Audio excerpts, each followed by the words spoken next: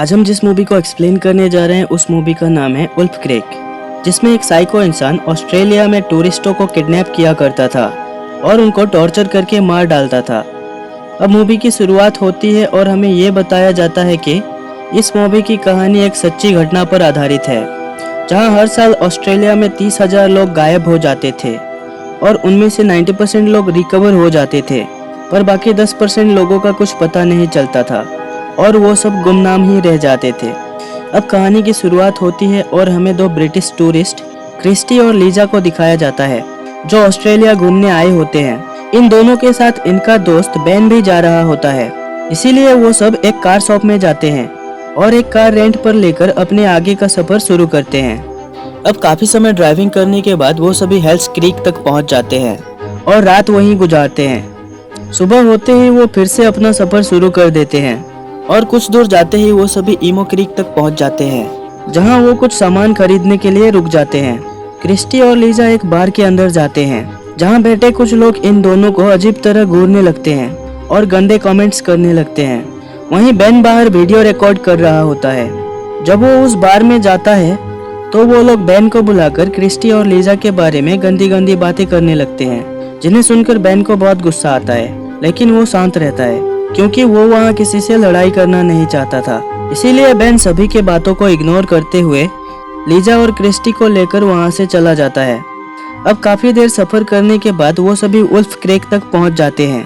दरअसल wolf crack Australia का एक पार्क है, जहाँ टूरिस्ट एंजॉय करने जाते हैं। अब वहाँ काफी घूमने फिरने और एंजॉय करने के बाद जब सभी अपनी कार से वापस जाने लगते हैं, तभी उनके कार में कुछ प्रॉब्लम आ जाता है और कार स्टार्ट नहीं हो पाती। जब वो लोग अपनी कार सही नहीं कर पाते, तब वो डिसाइड करते हैं कि आज रात वो यहीं रहेंगे। अब आधी रात को एक ट्रक सीधा उनके पास आता है, जिसमें मिग टेलर नाम का एक इंसान होता है। दरअसल मिग उनकी हेल्प करने के लिए आया होता है। अब कार को चेक करने के बाद मिग उनसे कहता है कि मैं इस कार को ठीक कर सकता हूँ, पर इसके लिए मुझे कुछ टूल्स चाहिए, लेकिन वो टूल्स मेरे घर पर है। इसीलिए मिग उनसे कहता है कि इस कार को टो करके मेरे घर ले जाना होगा, जहां वो कार को ठीक कर देगा। अब तीनों काफी सोचने के बाद मिग के बात को मान लेते हैं, क्योंकि इतनी रात को उस सुनसान इलाके में उनके पास कोई दूसरा चॉइस नहीं होता। अब मिग उनके कार को अपने ट्रक के पीछे टो कर लेता है और उन तीनों को अपने घर ले जाने लगता है। वो तीनों अपनी कार में ही बैठे होते हैं और वहाँ काफी अंधेरा होने के कारण उन सभी को पता नहीं चल पाता कि मिग उन्हें किस रास्ते से और कहां ले जा रहा है। कुछ घंटों बाद वो फाइनली मिग के घर पहुंच जाते हैं। मिग सबसे पहले उन्हें पानी पिलाता है और उन तीनों से काफी अजीब बातें करने लगता है। मिग उनसे कहता है कि वो पहले हंटर था और सुअरों का शिकार करता था और अब भी वो हंटर ही है, लेकिन अब वो टूरिस्ट का शिकार करता है। ये तीनों मिग की बातों को सीरियस नहीं लेते। फिर वो थोड़ी देर बाद बेहोश होने लगते हैं।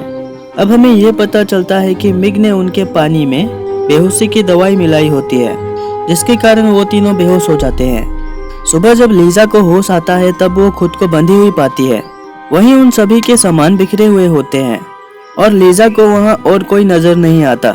अब लीजा वहाँ बहुत चिल्लाती है, लेकिन वहाँ कोई नहीं आता, इसीलिए वो अब वहाँ से निकलने की सोचती है।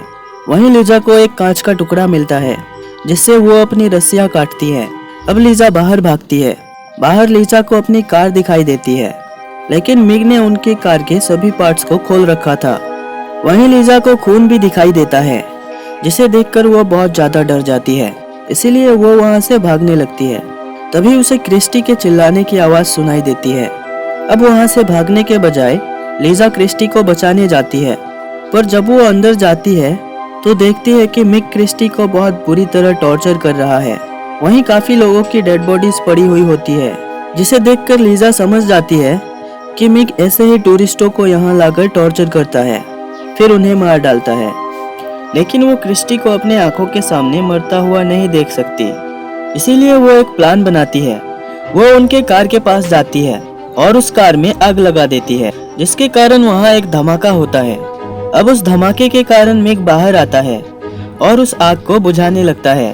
इसी मौके का फायदा उठाकर लीजा क्रिस्टी को वहां से छुड़ाने जाती है, लेकिन उसे छुड़ाने से पहले ही मिग वापस आ जाता है, जिसे देखकर लीजा छुप जाती है। अब फिर से मिग क्रिस्टी को टॉर्चर करने लगता है। जो लीजा देख नहीं पाती और वो वहाँ पड़े एक गन को उठाकर सीधा मिक पर तान देती है। अब मिक क्रिस्टी को छोड़कर लीजा की ओर आने लगता है। तभी लीजा गोली चला देती है जो सीधा मिक के गर्दन को छूकर निकल जाती है और मिक वहीं बेहोश हो जाता है। लीजा फटाफट क्रिस्टी को छुड़ाकर उसे बाहर खड़े ट्रक तक ले जाती है और वहां से भागने की कोशिश करती है। तभी मिक वहां एक शॉटगन लेकर पहुंच जाता है और उस कार पर फायर करने लगता है, लेकिन किसी तरह लीजा वहां से ट्रक लेकर निकल जाती है। लेकिन वो वहां नए थे, इसीलिए उन्हें वहां के रास्तों के बारे में पता नहीं होता और ऊपर से वहां काफी अंधेरा होता है, इसीलिए उन्हें कुछ समझ नहीं आता कि वो किस तरफ जाए। तभी हम देखते हैं कि मिक एक कार लेकर उनका पीछा कर रहा होता है, इसीलिए लीजा अब कार की स्पीड और ज्यादा तेज कर देती है। थोड़ा आगे जाते ही सड़क खत्म हो जाती है और आगे एक खाई होती है। अब यहाँ ये दोनों फंस जाते हैं। तभी लीजा को एक आइडिया आता है और वो क्रिस्टी को ट्रक से बाहर निकालकर उस ट्रक को खाई में ढकेल देती है। जब मिक वहाँ आता है तो वो ट्रक को खाई में गिरा हुआ देखकर सोचता है कि वो दोनों मारे जा चुके हैं, लेकिन उसे थोड़ा शक भी होता है, इसीलिए वो उन्हें वहाँ ढूंढने लगता है। लेकिन लीजा और क्रिस्टी उन्हें वहाँ नहीं मिलती, इसीलिए वो वहाँ से चला जाता है। मिक के वहाँ से जाते ही वो मिक के कार से वहाँ से भागने का फैसला करती है, लेकिन जब लीजा कार के पास जाती है तो वो देखती है कि उस कार में चाबी ही नहीं है। अब वो दोनों डिसाइड करती है कि वो दोनों वापस मिक के घर जाएंगी, जहाँ काफी सारे कार्स होते हैं। वहीं से एक कार लेकर वहाँ से वो दोनों निकल जाएंगी। अब किसी तरह ये दोनों मिक के घर तक पहुँच जाती हैं, जहाँ लीजा क्रिस्टी को बाहर रुकने का कहकर खुद अंदर कार लेने चली जाती है और वो वहाँ देखती है कि वहाँ काफी सारे लोगों की फोटोज और पासपोर्ट रखे हुए थे, जिन्हें मिक ने ही मारा होता है। लीजा को वहाँ बेन का कैमरा भी मिलता है, जिसमें वो देखती है कि जब ये लोग इमो क्रीक पर रुके हुए थे तब मिक का ट्रक भी वहीं मौजूद था। इसका मतलब मिक पहले से ही उनका पीछा कर रहा होता है और उसी ने ही उनके कार में कुछ खराबी की थी। वहीं लीजा को कुछ कार की चाबियां मिलती हैं। उन चाबियों को लेकर लीजा कार में जाती है, जहां एक कार में चाबी लग जाती है और वो उस कार को स्टार्ट करती है। पर जैसे ही वो कार को स्टार्ट करती है तभी हम देखते हैं कि मिक लीजा पर पीछे से एक चाकू से हमला कर देता है। दरअसल मिक पहले से ही उस कार में बैठा होता है। इसके बाद वो लीजा को बहुत ही दर्दनाक मौत देता है और ये सब क्रिस्टी दूर से ही देख रही होती है और मौका देखकर वो वहाँ से भाग जाती है। सारी रात भागते हुए सुबह वो एक रोड तक पहुँच जाती है, जहाँ उसे एक कार आते हुए दिखाई देती है और वो हाथ दिखाकर उस कार को रोक लेती है। उस कार में एक बूढ़ा इंसान होता है और वो लीजा की ये हालत देखकर उसकी मदद करता है। मगर जब वो लीजा के लिए अपने कार के डिक्की से पानी की बोतल लेने जाते हैं तभी मिक वहां आकर उस बूढ़े आदमी को शूट कर देता है, जिससे वो बूढ़ा आदमी वहीं मर जाता है। अब उस आदमी को मरता देख क्रिस्टी बहुत ज्यादा डर जाती है, लेकिन वो किसी तरह उस बूढ़े आदमी की कार को लेकर वहां से भागने लगती है। पर मिक दूर से ही उसके कार के टायर पर गोली मार देता है, जिसके कारण उसकी कार पलट जाती है और मिक वहां आकर क्रिस्टी को भी मार डालता है। अब वो क्रिस्टी को उस कार में डालकर उस कार को आग लगा देता है। दूसरी ओर हमें बेन को दिखाया जाता है, जो अब भी जिंदा होता है और मिक ने उसे बांध रखा था।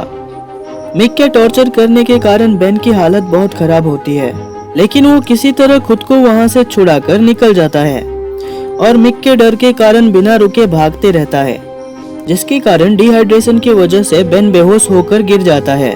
लेकिन उसी रास्ते से दो टूरिस्ट जा रहे होते हैं, जो बेन को देख लेते हैं।